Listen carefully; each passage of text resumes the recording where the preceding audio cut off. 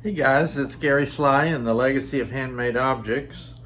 I'm in the kitchen today and I'm going to share a favorite recipe that I often prepare during the holidays as kind of a comfort food item. Anytime during the winter is great to have a homemade chicken pot pie.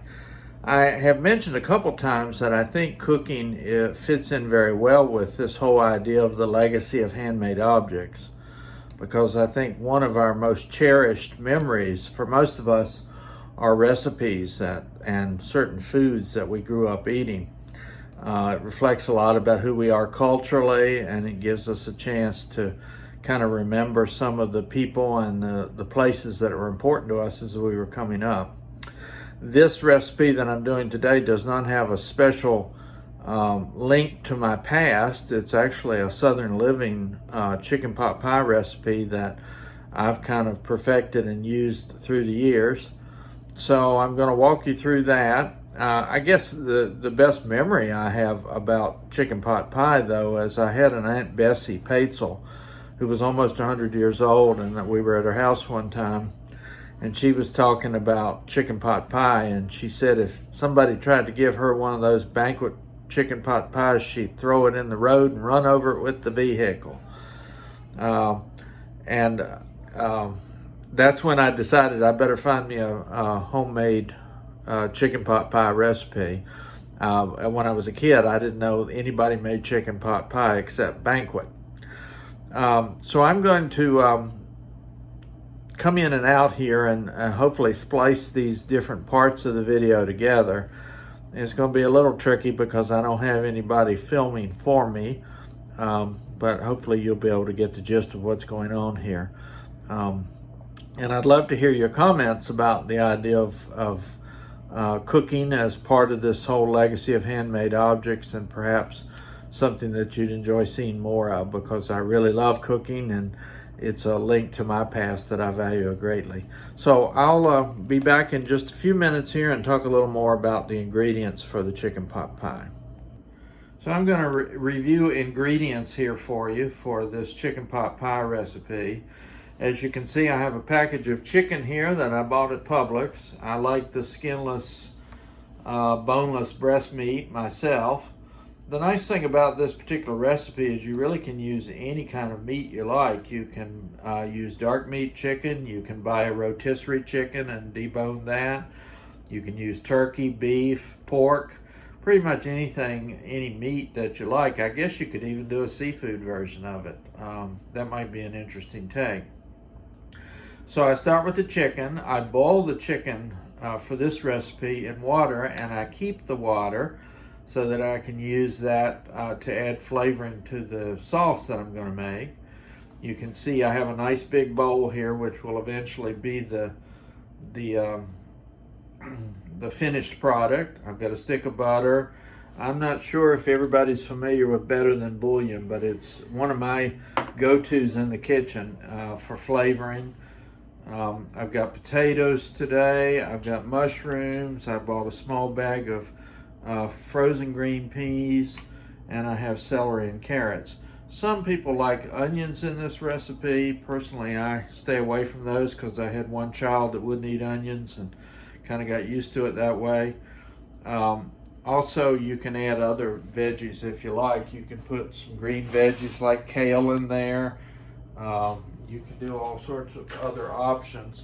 The one ingredient I didn't put out that I want to show you is that I cheat and use a handmade pie crust. I actually prefer the Publix one over the name brand one. I like the texture and all of it. I'm not much into trying to make pie crusts. I've done it and it's okay, but this is just too easy. So that's our ingredient list. I'll catch up with you in a few minutes once I get some of these products on the stove. We'll talk a little bit more about how to make homemade chicken pot pie. Okay, I'm back, and you can see I've got some things cooking on the stove now, so I'll explain a little bit about where we are at this stage. One thing I do want to mention before I go to the stove is if you're going to use one of these prepared pie crusts, I like to put it out on the counter and let it warm up just a little bit so that when I get ready to use it, in a bit, it'll be easy to handle. I freeze them, put them in the fridge the night before, and then take them out when I start the recipe so that I'm ready to move forward. So, first thing in the frying pan, I put a stick of butter in there. I do recommend butter rather than margarine, but that's all according to your own preference.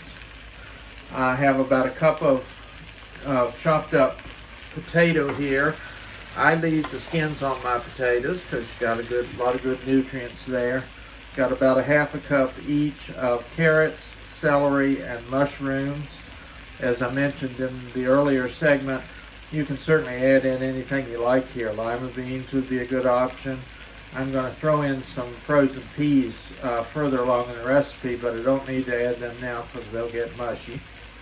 Over on this side, not so appetizing looking perhaps, but I'm boiling the 3 skinless, boneless chicken breasts that I bought.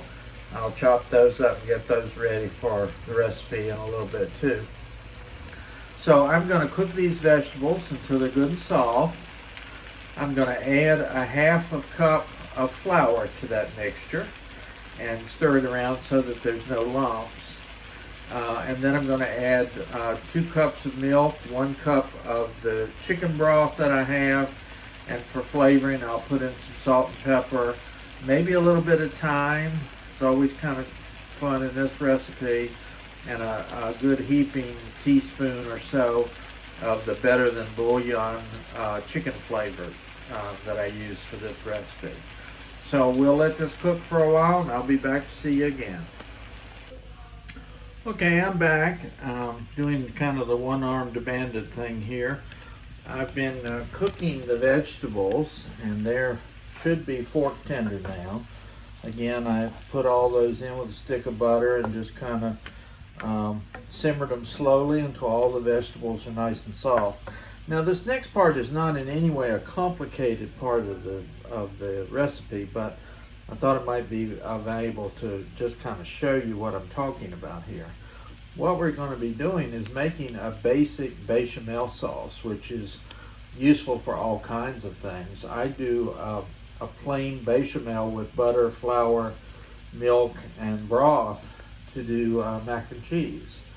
And all I do is add in cheese, which melts as part of it, and it makes a really creamy, cheesy mac and cheese. You can do chicken pie, where you make a bechamel sauce using chicken broth and just add in like a really wonderful seasoned rotisserie chicken and do a crust for that. There's all kinds of cool things that you can do here. But I just want to kind of show you. I'm going to take a half a cup of flour. It doesn't matter whether it's self-rising or not, because you're not worrying about any kind of butter here. And what you're really going to do is just moisten your flour. You don't need to worry about it too much.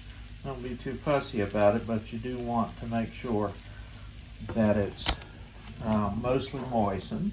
And then I'm going to add in a cup of broth, and I'm going to put in 2 cups of milk. I'm going to stir that until it's nice and bubbly and thick. All right, I'm back again. Hopefully you can see how nice and bubbly and thick this bechamel sauce has become. I've added in the chicken. I'm pretty generous about the chicken. I like a good bunch of chicken in every bite full. And you can see I've added in also some frozen green peas. So this is just about ready. This is thick and combined. I've added some cracked pepper. I would be cautious about adding salt to this if you're using the Better Than Bouillon, because it's a pretty salty ingredient to begin with. So this is about ready. I'm going to pour this into my large baking dish.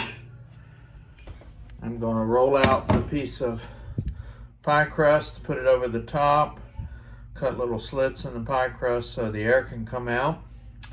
Then I'm going to put it in a preheated 375 degree oven. I usually do about 40 minutes, but keep an eye on it after 30 minutes to make sure your crust is not burning. So we're gonna have some really good pot pie here in just a few minutes. Okay guys, I guess I should apologize in advance for the quality of this video. I think you can tell that I've never tried to video a cooking show before. So maybe my handheld version is not quite as easy as we might hope, but anyhow, I'm through now. I would say baking it at 375 between 30 and 40 minutes comes out real nicely. You can see my crust is brown there. All I really did with that crust was just unroll it and plunk it on top and put some air holes. You can see all the wonderful bubbling around the sides. My serving suggestion for this would be just to have it with a simple garden salad. You don't really have to have anything with it, because the whole idea of a pot pie is that it's a one-dish meal. I think I mentioned, but I'll say it again, the reason this dish became so popular in my family was because my kids had varying tastes, and sometimes certain dishes they would not eat. And this one ended up being a really good option because kind of everybody liked it. So I'm gonna dig in here and get a nice big portion and show you what it looks like with the steam rising off the top. And on a cold winter's day, that's just a perfect little chicken pot pie to enjoy and perfect your cooking skills. So that's it for today. This is Gary Sly and the Legacy of Handmade Objects. Let me know if you think I should do some more cooking videos, and if you have any suggestions about my videography, feel free to share those as well. Have a good one. Bye-bye.